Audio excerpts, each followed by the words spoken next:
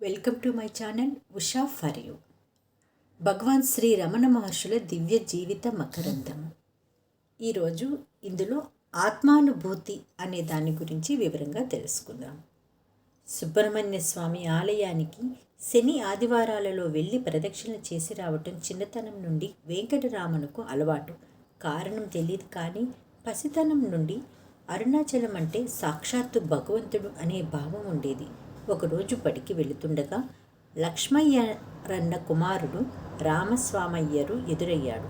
మీరెక్కడి నుండి వస్తున్నారని పలకరించాడు. దానికి ఆయన అరుణాచలం నుండి అన్నాడు. ఆ పేరు వినగానే వెంకటరామనుకు ఏదో తెలియని దివ్యావేశం కలిగింది. మంత్రించిన వాడిలా అయ్యాడు. కొంతసేపటికి ఆశ్చర్యంతో, ఏమి అరుణాచలమా, అదెక్కడుంది అన్నాడు. ఆ బంధువు, తిరువన్నామలై పేరు వినలేదా, అదే అరుణాచలం అన్నాడు. ఆ మాట వినగానే నెత్తిన పెద్ద పిడుగుపడినట్లు అనిపించింది వెంకటరమణకు. ఈ అనుభవాన్ని భావికాలంలో శ్రీరమణులు భక్తులతో ఇలా చెప్పారు. అరుణాచల మహాత్మ్యం పరమాద్భుతం. చిన్నతనం నుండి కూడా నాకు అరుణాచలం అంటే సాక్షాత్తు భగవంతుడని స్ఫురించేది. ఒక కొండ అనగానే నా తల వాలిపోయింది. కానీ వచ్చి చూశాక స్థిరమైన అనుగ్రహ స్వరూపమైన పరమాత్మ అని అనుభవపూర్వకంగా గ్రహించాను. రోజులు గడిచిపోతున్నాయి. ఒకరోజు వెంకటరామనుకు సేఖిల్లర్ కవి రచించిన పెరియ పురాణం చూశాడు.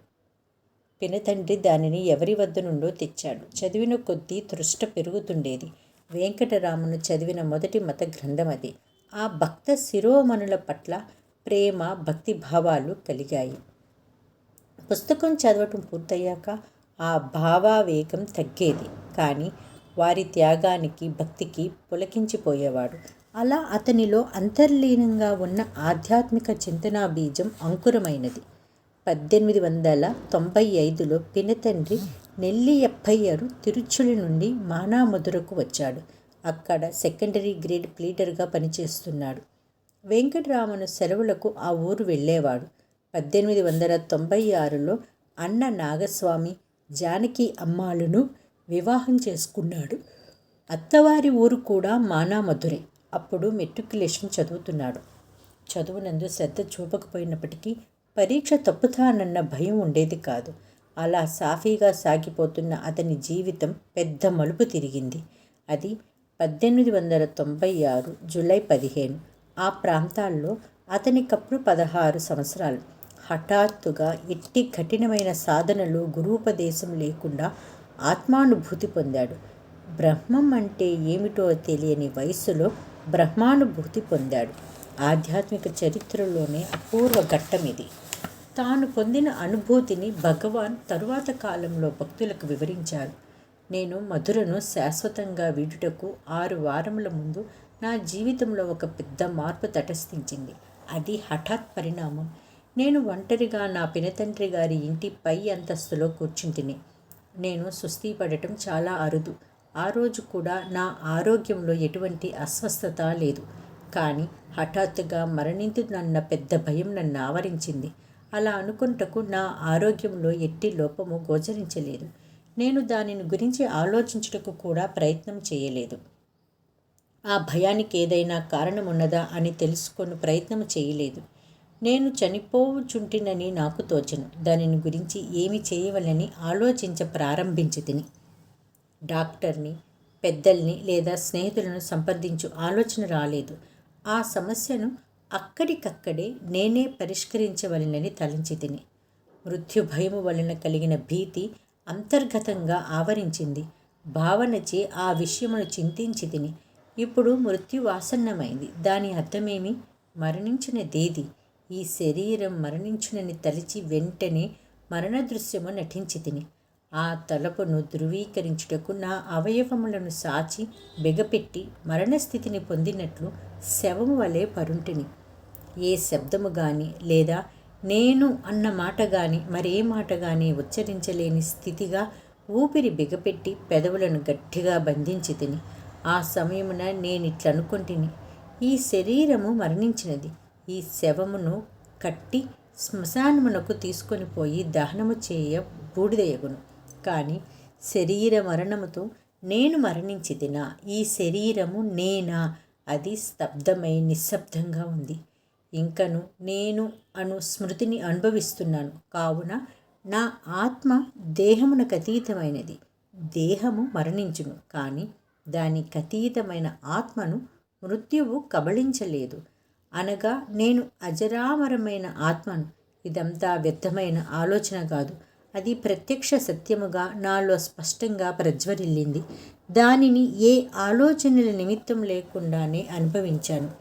నేను ఒక విధముగా సత్యమైంది. నా ప్రస్తుత పరిస్థితి శరీర సంబంధమైన చేతనాశక్తి అంతయు ఆ నేను మీద కేంద్రీకరింపబడింది. ఆ క్షణం నుండి ఆ నేను లేక ఆత్మ అను దానిపై నాకు బలవత్తరమైన వ్యామోహం కలిగింది. మృత్యు భయం శాశ్వతంగా అదృశ్యమైంది. అప్పటి నుండి ఆత్మస్ఫురణ ఎట్టి ఆటంకం లేకుండా నాలో కొనసాగుతోంది.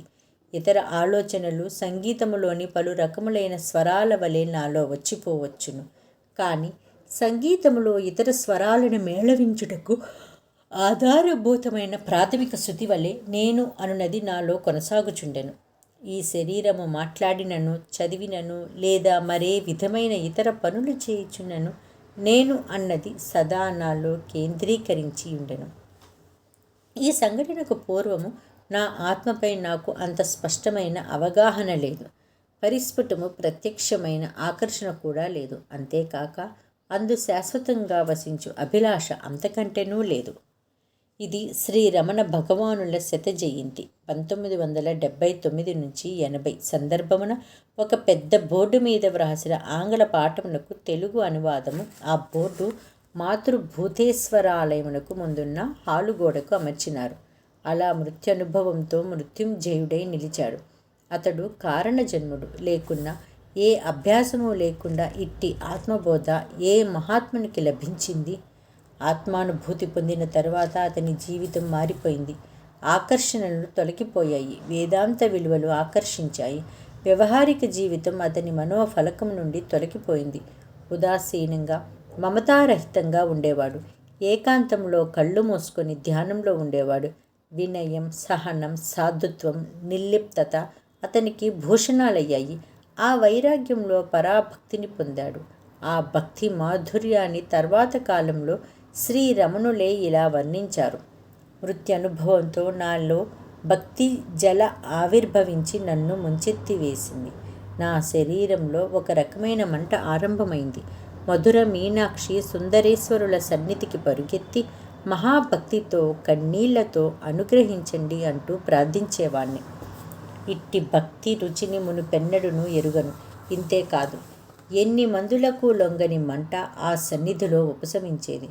ఇంతకు పూర్వము ఆ మూర్తులు కేవలం శిలా విగ్రహాలు, ఇప్పుడు సజీవమూర్తులు. అందుచేత మాటి మాటికి గుడికి పరిగెత్తేవాడిని. వెంకటరామను చాలా సమయం గుడిలో గడిపేవాడు. భరించలేని శిరోవేదన మందులకు లొంగేది కాదు. అతనిలో కలిగిన ఈ మార్పు ఇంట్లో వారికి ఆందోళన కలిగించింది. ఒక యోగిలా ఉదాసీనంగా ఉంటున్న తమ్ముడిని, అన్నా, ఓయి జ్ఞాని, నీకేలోయి చదువు, ఎక్కడికైనా పోరాదా అని అనేకసార్లు మందలించేవాడు. కానీ అతని ప్రవర్తనలో ఏ విధమైన మార్పు కనిపించలేదు. మేడ మీద మృత్యనుభవం తర్వాత వెంకటరాముని జీవితంలో దాదాపు 6 వారాలకు ఊహించని ఒక సంఘటన జరిగింది.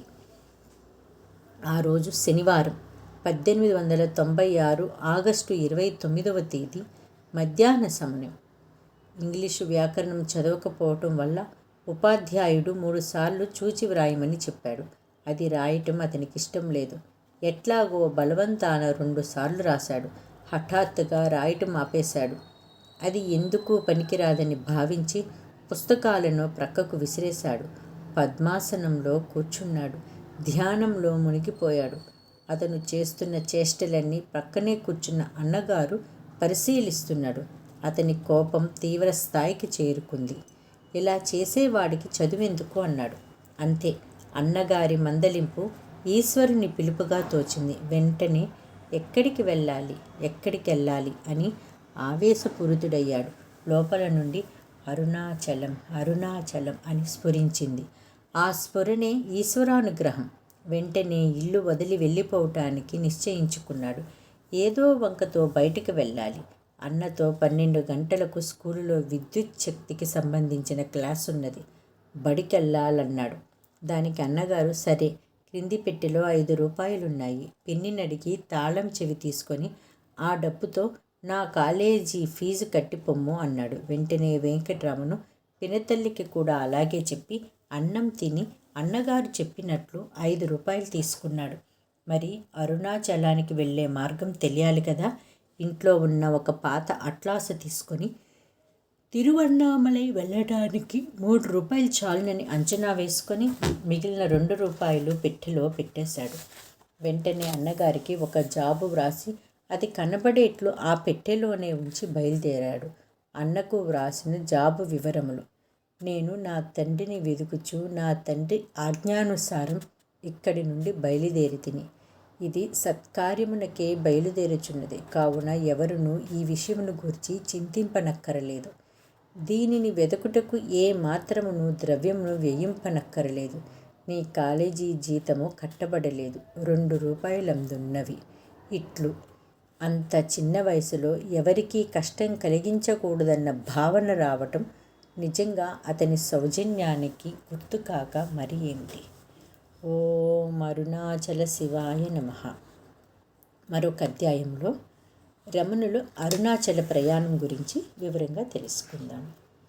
ఇప్పటి వరకు ఈ ఛానల్ని సబ్స్క్రైబ్ చేసుకొని వాళ్ళు ఎవరైనా సరే మీరు సబ్స్క్రైబ్ చేసుకొని మిగతా అందరికీ ఈ రమణుల జీవిత చరిత్ర చేరేటట్టు అందరికీ షేర్ చేయమని మనసారా కోరుకుంటున్నాను. Thank you for watching.